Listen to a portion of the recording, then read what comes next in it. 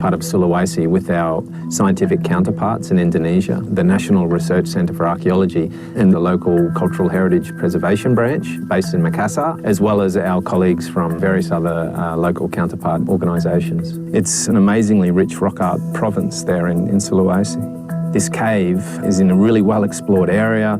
You know, our teams have been through there a million times, and then one day, one of the guys just looked up and noticed what seemed to be an entrance to a high-level cave, climbed up a fig tree root to investigate it, and then bang, there's this incredible new rock art site in there that's essentially like nothing we've ever seen before in this entire region.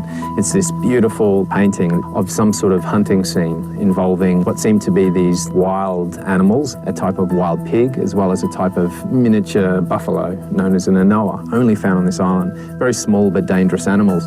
Amongst this group of animals running across the cave wall, essentially, you can see a whole group of these tiny little hunters, which at first we thought, wow, these look like little people hunting these animals, but when you look closely at them, you can see that the figures themselves have been portrayed as part human, part animal creatures. They're what we call therianthropes.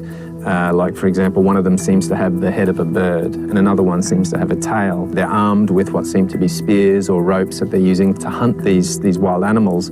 It's suggested to us this extraordinary scene shows some sort of story or myth. From what we know here, it's complex, it's fully complex, and it could be linked to like spirituality. Exactly. We had never seen anything like that at all anywhere in Sulawesi, so we were stunned by the implications of this image.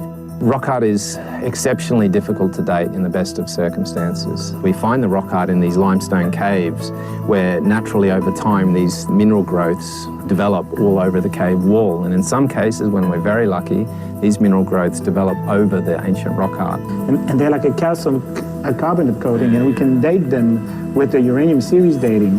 So essentially we can date when those cave popcorn formed on top of the painting, so it provides us with a minimum age. So that's why we can say that this panel here is at least 43.9 thousand years old. So it could be much older than that.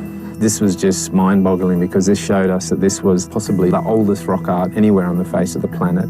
It's also the earliest, what we call figurative art, an image of something that formally resembles what it's intended to represent. To me, this site is like ultimate of like rock art, like it's everything there. There's like a few hand stencils, animal paintings, there's human, there's narrative scenes, there's human with like animal features, like it's all there. And it's not just all there later, it's all there from the beginning. It's just amazing, and to me it just shows how much more rock art is out there waiting to be discovered that completely changes our understanding of the human story.